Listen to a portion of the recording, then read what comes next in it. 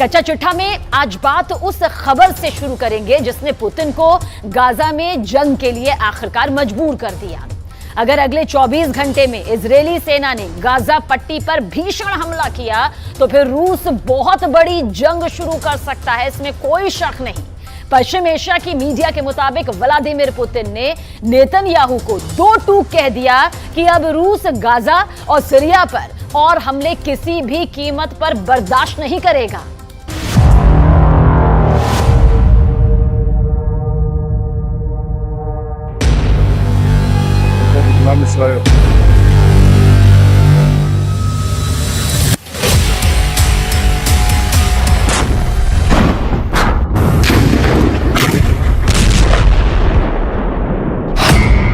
बंद करो गाजा में कदम, पुतिन की जंगी धमकी।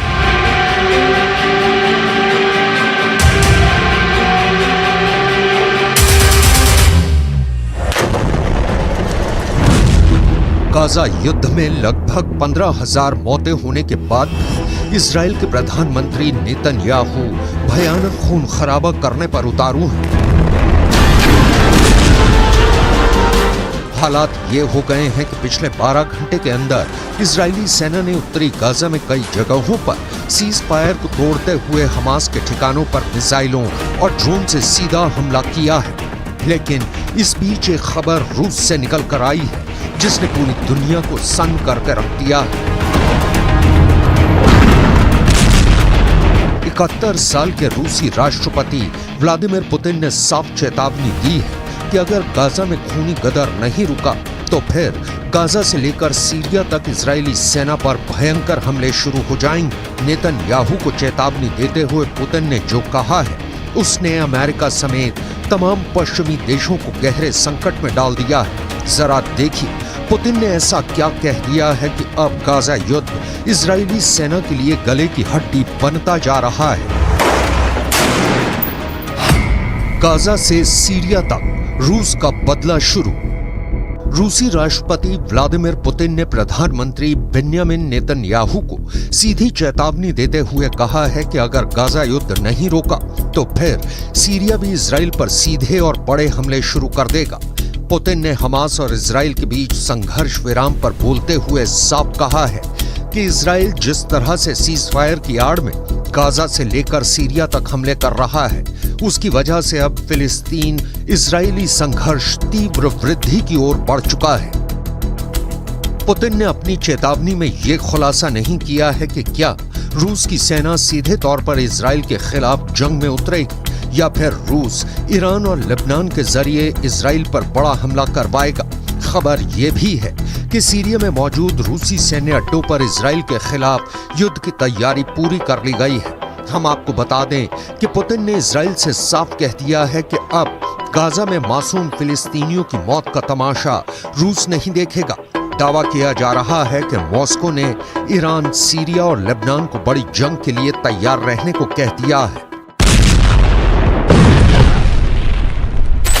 Кровавый переворот на Украине в 2014 году, за которым последовала война киевского режима против своего народа на Донбассе, это не потрясает?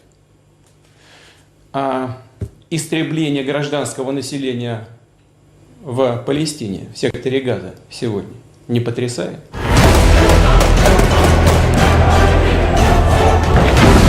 अब आप ये भी जान लीजिए कि जब से हमास और इजराइल के बीच सीज फायर हुआ है तब से उत्तरी गाजा, दक्षिणी गाजा और वेस्ट बैंक में ऐसा क्या हुआ है कि फिलिस्तीनियों और हमास के लड़ाकों को बचाने के लिए पुतिन को सीधे जंग के मैदान में उतरना पड़ा है। मिडिल ईस्ट और रूसी मीडिया के दावों के मुताबिक इजराइल ने पिछले 36 घंटे में हमास के एक बहुत बड़े कमांडर को सीज फायर के दौरान ही जबरदस्त हमले में मार डाला है। अब सवाल उठता है कि जब सीज फायर है तो फिर इजराइल डंके की चोट पर हमास के टॉप कमांडर या कहें लीडरशिप से जुड़े नेताओं को क्यों मार रहा है। डिफेंस एक्सपर्ट्स के मुताबिक इजरायली सेना की खुफिया एजेंसी मोसाद और शिन बेत के पास हमास के सभी टॉप कमांडर्स की पूरी लिस्ट है जो हमास के हमलों को कंट्रोल करते हैं। यही वजह है कि जैसे ही सीज फायर हुआ, हमास के टॉप कमांडर आगे के हमलों को लेकर मूवमेंट करने लगे, जिसकी भनक मोसाद और शिन बेत को लग गई। और फिर इजराइल की आईडीएफ ने खुफिया सूचना के आधार पर इन्हें मार डाला। यही नुकसान हमास पर बेहद भारी पड़ रहा है, जिसके खिलाफ अब पुतिन ने इजराइल को धमकी दी है कि अगर सीज फायर के दौरान गाजा या फिर सीरिया पर हमले तेज किए तो फिर ये युद्ध पूरी तरह से बेकाबू हो जाएगा और रूस चुप रहकर तमाशा बिल्कुल भी नहीं देखेगा। अब आप ये भी जान लीजिए कि सीज फायर के दौरान हमास का कौन सा बड़ा टॉप कमांडर मारा गया है।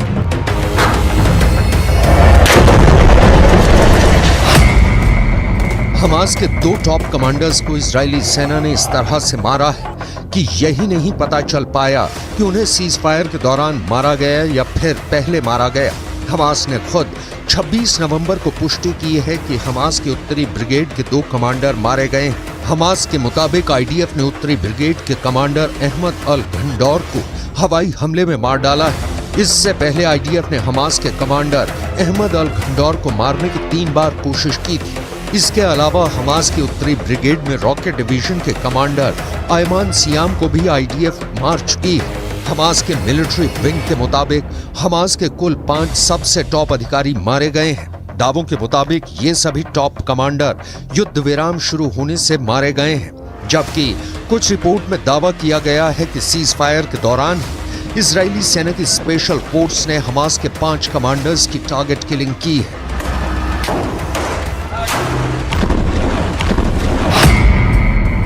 सीज फायर तोड़ा तो तोड़ देंगे इजराइल।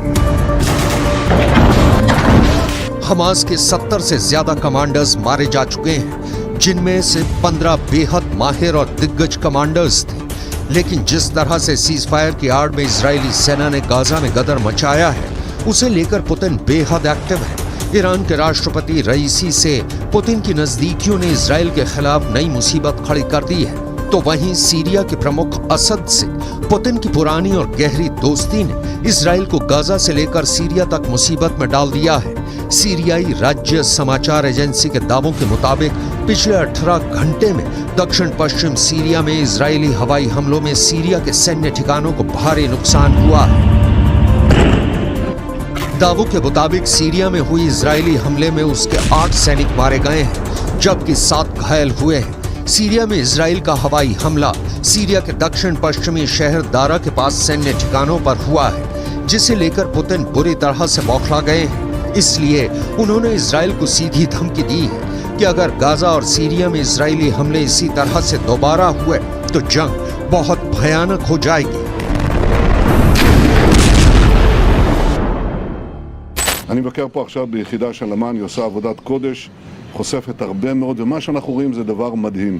אנחנו רואים בעצם שהתושבים, האזרחים בעזה למעלה, מגנים על כל הטרוריסטים למטה. הם בנו עיר תת-קרקעית להגן על עצמם, והם מקריבים את האזרחים למעלה. זה בדיוק הפוך מצבא הגנה לישראל. צבא הגנה לישראל זה חיילים שמגנים על אזרחים, פה זה אזרחים שמגנים על... इधर हमास के द्वारा बंधकों की रिहाई के दौरान एक बड़ी हैरान करने वाली खबर सामने आ रही है।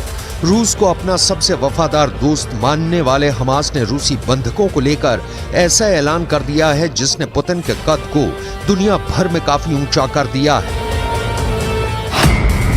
हमास के वरिष्ठ अधिकारी ने दावे के साथ ऐलान किया है कि हम रूस और राष्ट्रपति पुतिन का बहुत सम्मान करते हैं, इसलिए गाजा में बंधक रूसी नागरिकों को हमास बिना शर्त रिहा करने जा रहा है। हमास के टॉप लीडर ने पुतिन को सम्मान देते हुए बयान दिया है कि रूसी बंधकों को रिहा करके हमास पुतिन को सच्चे दोस्त होने का सम्मान दे रहा है।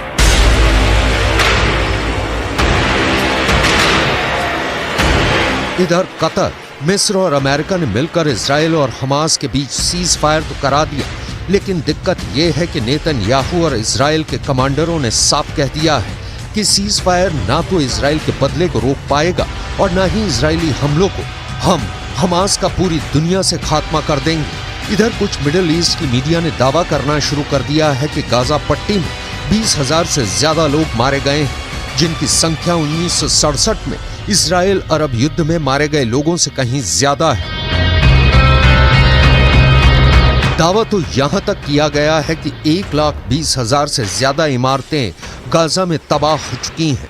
अब ऐसे हालात में दावे किए जा रहे हैं कि रूस गाजा से लेकर सीरिया तक इजरायली हमलों को काउंटर करने का मन बना चुका है, क्योंकि यूक्रेन के युद्ध में पुतिन ने अकेले दम पर नेटो और अमेरिका को थका डाला है और यूक्रेन पुतिन से जंग लगभग हार चुका है। अब ऐसे हालात में पुतिन का हौसला 7वें आसमान पर है, इसलिए वो गाजा से लेकर सीरिया तक इजरायली सेना को मटिया मेट करने की तैयारी में जुट चुके हैं।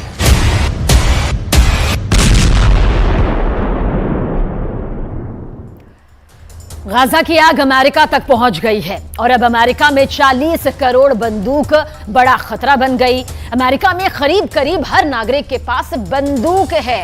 अमेरिका में अब गाजा को लेकर ऐसी बातें फैलाई जा रही है जिससे जो बाइडेन को यह लगने लगा है कि कहीं हमास का अगला हमला अमेरिका में ना बन जाए।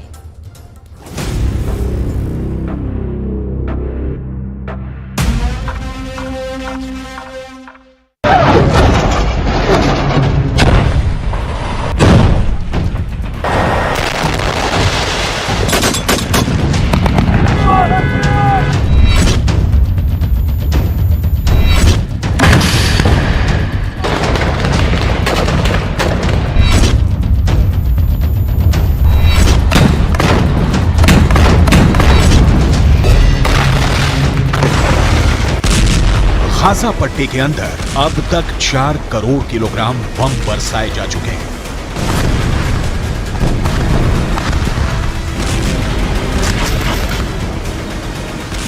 पूरा गाजा पट्टी जलकर राख हो चुका है, लेकिन इस आग ने अमेरिका के सामाजिक ताने बाने को भी जलाकर राख कर दिया है।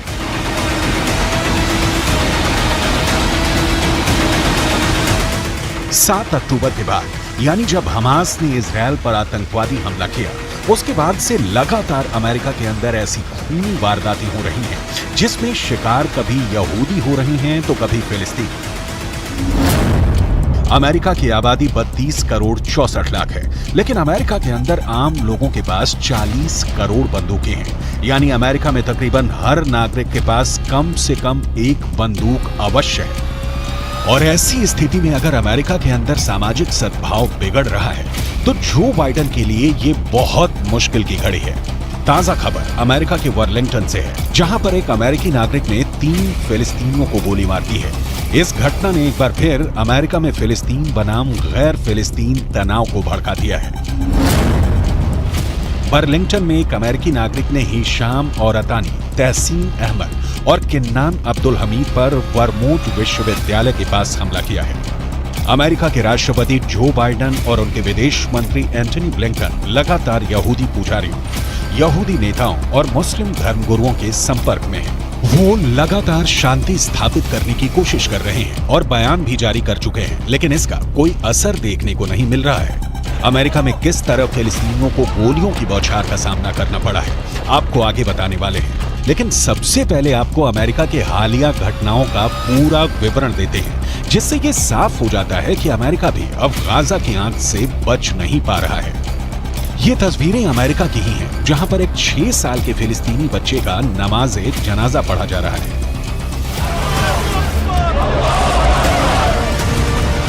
ये 6 साल का बच्चा एक अमेरिका के नागरिक के यहाँ किराए पर अपनी मां के साथ रह रहा था, लेकिन इस बच्चे को 71 साल के एक बुजुर्ग ने चाकू से 26 वार करके मार डाला। इस बच्चे के परिवारजनों ने रोते हुए अमेरिका की सरकार से प्रार्थना की है कि जो युद्ध गाजा के अंदर चल रहा है उसको अमेरिका में शिफ्ट ना किया जाए।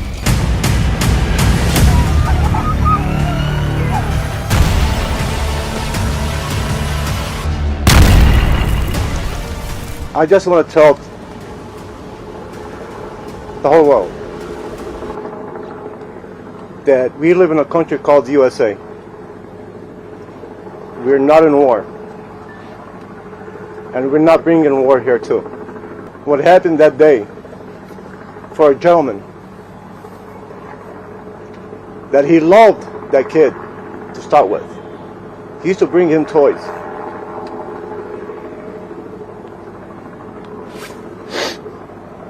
Now I want to ask anybody here, a 71-year-old man sitting on top of a 6-year-old kid, stabbing her more than 26 times, and he was looking in his eyes. You tell me, is that exaggeration? You tell me what type of man he can do that.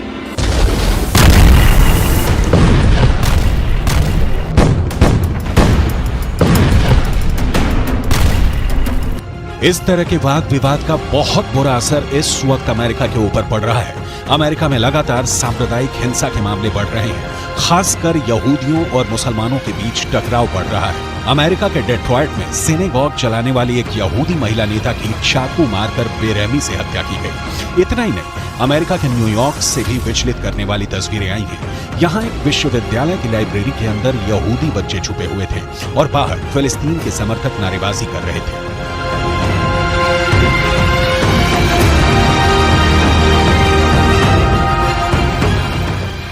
America के Washington में फिलिस्तीन समर्थक प्रदर्शन के दौरान एक महिला को ऐसा पोस्टर लिए दिखाया गया जिसमें यहूदियों को पूरी तरह से समाप्त करने जैसा संदेश दिया गया था। अमेरिका के अंदर लगातार हो रहा कत्लेआम और एक दूसरे के खून के प्यासे नजर आ रहे लोग ये बताने के लिए काफी हैं कि अमेरिका किस तरह तलवार की धार पर चल रहा है। बर्लिंगटन का केस अपने आप में बहुत चौंकाने वाला है। जिस वक्त इन तीनों फिलिस्तीनियों को गोली मारी गई, ये तीनों अरबी बोल रहे थे और इनमें से 2 ने फिलिस्तीनी काफिया पहना हुआ था।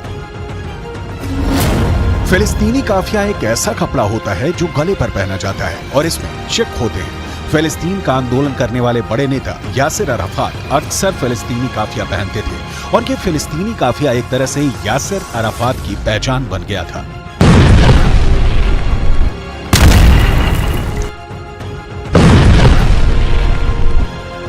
एक ब्रिटिश एक्टर और प्रेजेंटर इस्लाह अब्दुल रहमान फिलिस्तीन के लोगों के लिए सहानुभूति व्यक्त करने के लिए फिलिस्तीनी काफिया पहना था। ठीक ऐसा ही काफिया 2 फिलिस्तीनियों ने भी पहना हुआ था जिन पर गोलियां चली हैं। इसका मतलब साफ है कि गोली मारने वाले शख्स अमेरिका के नागरिक जेसन जे ईटन ने ये जानते हुए इन्हें गोली मारी कि ये फिलिस्तीन लिस्ट एनी मूल के नागरिक हैं। We have a lot more to do, however.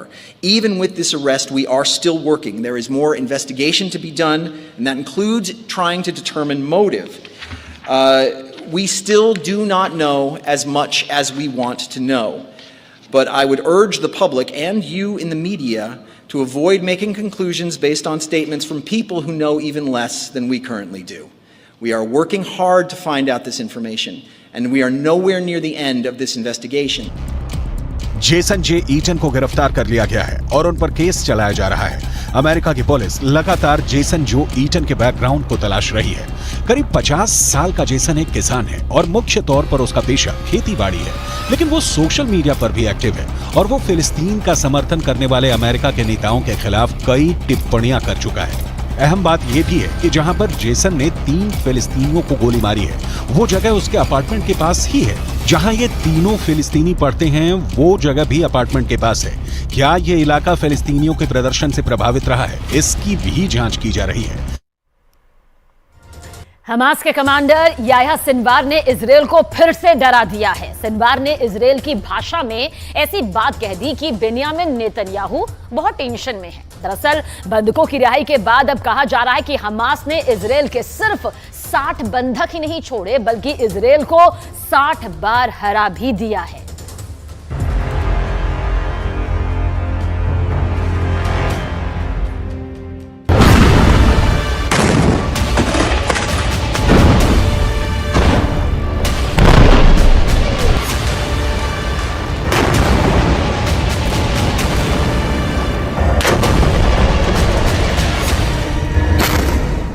Cease fire टूट गया जब युद्ध विराम बढ़ाने पर हमास और इजरायल राजी हुए तो गाजा में तैनात इजरायली सेना के टैंक और तोपों ने बमबारी कर दी। शेख रदवान इलाके में धमाके हुए और दहशत फैल गई कि युद्ध फिर शुरू हो चुका है। इजरायल फिर टनों टन बम गाजा पर गिराएगा, फिर इमारतें ढहती जाएंगी और हजारों लाशों को मलबे से निकालने का काम फिर शुरू हो जाएगा, जिसमें बच्चे होंगे, महिलाएं होंगी, बुजुर्ग भी होंगे, क्योंकि नेतन्याहू तो पहले ही कह चुके हैं कि जब तक हमास बाकी है, युद्ध बाकी है और गाजा की तबाही जारी रहेगी।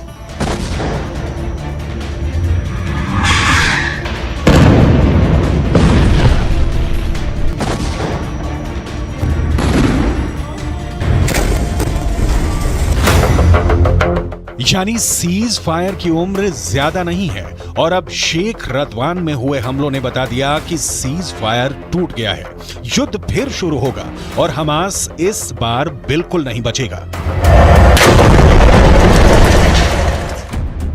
लेकिन हमास को इसका डर नहीं, हमास के कमांडर को इसकी फिक्र नहीं, क्योंकि इजराइल की मीडिया में जो खबरें छाई हैं उसने याह्या सिनवार का खौफ एक बार फिर पूरे इजराइल में फैला दिया है। क्योंकि याह्या सिनवार को लेकर जो खबर आई है वो वाकई बहुत चौंकाने वाली है। ये खबर सुरंग से आई है जहां हमास पूरी तरह एक्टिव है। ये खबर हमास के बंधकों ने बताई है, वो बंधक जिनको हमास ने रिहा किया है। और ये खबर नेतन्याहू के लिए बहुत बड़ा सिरदर्द बन चुकी है। हमास के कब्जे से रिहा हुए एक बंधक ने बताया कि जब गाजा में वो एक सुरंग में कैद करके रखे गए थे, तब एक दिन अचानक सुरंग का दरवाजा खुला और उनके सामने एक व्यक्ति था जो याह्या सिनवार बताया जा रहा है। वो व्यक्ति इजराइल में बोली जाने वाली हिब्रू भाषा में बात करने लगा और उसने कहा कि तुम सब यहाँ हमास के कब्जे में महफूज हो, तुम लोगों को डरने की कोई जरूरत नहीं, तुम्हें कोई नुकसान नहीं होने दिया जाएगा।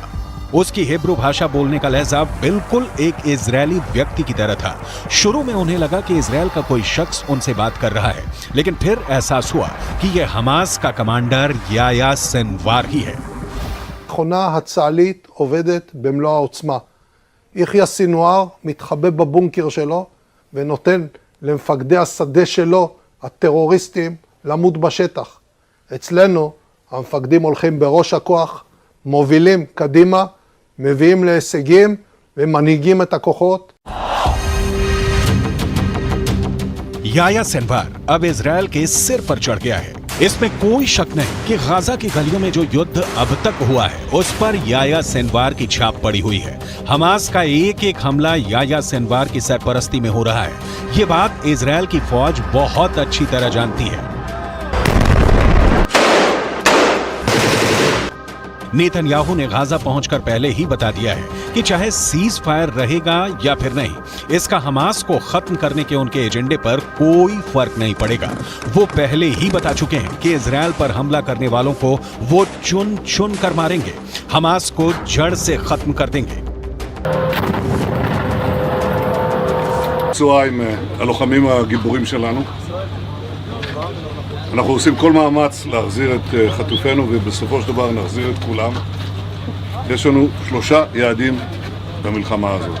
לחסל את החמאס, להחזיר את כל חטופינו ולהבטיח שעזה לא תחזור להיות איום למדינת ישראל. ואני פה להגיד לחברים כאן, ללוחמים כאן, שאומרים לי את אותם הדברים, ואני חוזר ואומר את זה לכם, אזרחי ישראל. אנחנו ממשיכים עד הסוף, עד הניצחון. שום דבר לא יעצור אותנו.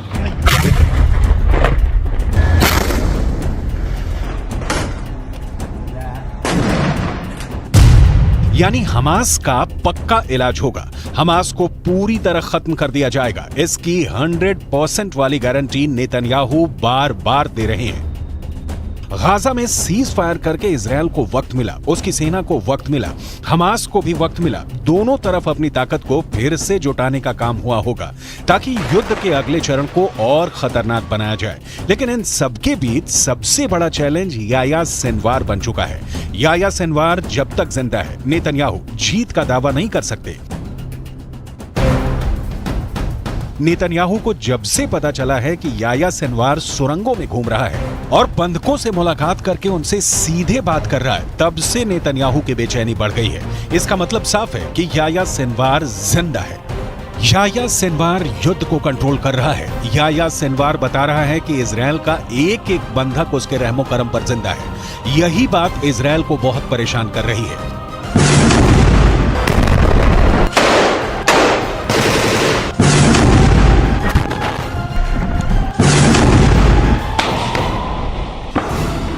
याह्या सिनवार के ऑर्डर पर हमास कुछ भी कर गुजरने को तैयार है। सिनवार की बहुत ही खास स्ट्रेटजी है जिसके आगे अभी तक इजरायल नाकाम ही साबित हुआ है। 7 अक्टूबर को हुए हमले के बाद हमास के खिलाफ जंग में इजरायल के 2 मकसद थे। पहला, हमास के पास से करीब 250 बंधकों को आजाद कराना, जिसके लिए इजरायल को सीज फायर करना पड़ा, यानी उसका युद्ध और बमबारी काम नहीं आया, वो फेल हो गया। दूसरा मकसद, इजरायल हमास को जड़ से खत्म करना चाहता है, लेकिन अभी तक इसमें भी इजरायल फेल ही साबित हुआ है। יש היום הסכמה לאומית בכל מדינת ישראל שאנחנו חייבים להילחם ולנצח בגלל מה שקרה, בשביל העתיד שלנו וגם בשביל העתיד של העולם החופשי. חמאס ואייסיס זה אותו דבר, ויחיא סנואר זה אוסמה בן לאדן החדש. इसमें कोई शक नहीं कि याह्या सिनवार ही 7 अक्टूबर को हुए हमास के हमले का मास्टरमाइंड है। उसी ने साजिश रची, उसी ने टारगेट चुना और अब वही गाजा से सब कुछ कंट्रोल कर रहा है। गाजा की गलियों में जो युद्ध हुआ है या हो रहा है, उसने इजरायल को भी बड़े झटके दिए हैं, लेकिन नेतन्याहू अपने फैसले पर कायम है। ישבתי עם סגן הרמטכ"ל, עם המפקדים, ועל הקיר היה כתוב עם ישראל חי. אז עם ישראל חי, ועם ישראל גם מנצח. בזכותכם, בזכותכם. תודה לכם. बंधकों को छुड़ाने वाले सीज फायर के बाद वो हमास पर 10 गुना तेज हमला करेगा। फिर हमास के पास न बचने का रास्ता होगा न भागने का।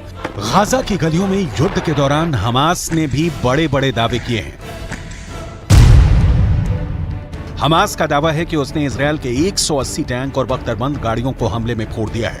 गाजा से लगातार ऐसी तस्वीरें आई हैं जिसमें इजरायली टैंक पर घात लगाकर हमले किए गए। इजरायल ने खुद माना है कि अब तक ग्राउंड ऑपरेशन में उसके 70 से ज्यादा सैनिक मारे जा चुके हैं, 250 से ज्यादा सैनिक जख्मी हुए हैं। लिहाजा हमास के खिलाफ जो ताकत इजरायल को माना जाता है, उसके मुताबिक नतीजे तो इजरायल को भी नहीं मिले हैं। हालांकि नेतन्याहू के सामने अपनी छवि को बनाए रखना बड़ा चैलेंज बन चुका है और गाजा पहुंचकर उनकी पहली कोशिश इसी तरफ नजर आती है।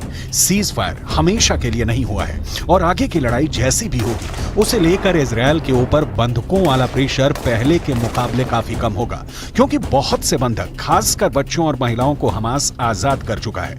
इसलिए इजरायल का पूरा फोकस अब हमास को खत्म करने पर है।